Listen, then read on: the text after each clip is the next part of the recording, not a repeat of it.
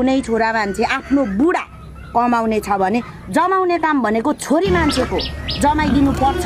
Tractor लाउँदा हुन्छ त मम्मी, किन जबरजस्ती दुःख पाउनु खोज्नु भएको के तपाईँ त? तेरो बाउ चाहिँ त्यहाँ अर्काको देशमा मरी घाम पानी नभए काम गर्छ। हामी चाहिँ यति बारीमा ट्र्याक्टर लाएर सुती खानु। काम गर्ने ठाउँमा गर्नु न, नहुने ठाउँमा चाहिँ के गरिरहेको के ट्र्याक्टर हुँदा हुँदै। अब ट्र्याक्टर तेरो छड्के बाउको होइन, फ्रीमा ल्याइदिँदैन, पैसै तिर्नुपर्छ। त्यो ट्र्याक्टरलाई दिने पैसा त 1 महिनाको तेल आउँछ। हाम्रो मम्मी त के साह्रो लोभी हौ, कमाउनु नै खानुलाई हो, सुखमा बस्नुलाई हो। अगाडि चाहिँ होइन सुखमा बसो, अनि बुढेसकालमा दुःख गर्नु जानु।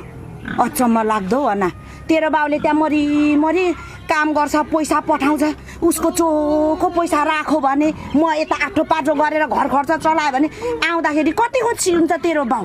आमामामा मेरो बुढीले मैले त्यत्रो गाउँ पैसा हेर सर्लक्क राखेको रहेछ, सबै आफै मेहनत गरेर खाएको रहेछ होइन। कमाउनेको कति सास आँट बल्छ र अझै कमाउँछ तेरो बाउले।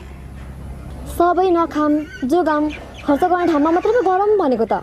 अब खर्च गर्ने ठाउँमा मात्र खर्च गरौँ भन्दा पनि नि सोनिया, जताततै छ खर्च गर्ने ठाउँ।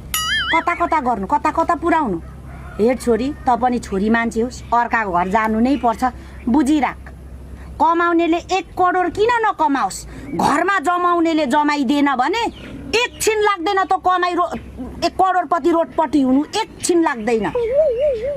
अब छोरी मान्छे भएर कमाउनेले र जमाएर 1 लाई 2, 2 लाई 3 बनाउनु पर्छ हामी छोरी मान्छेले।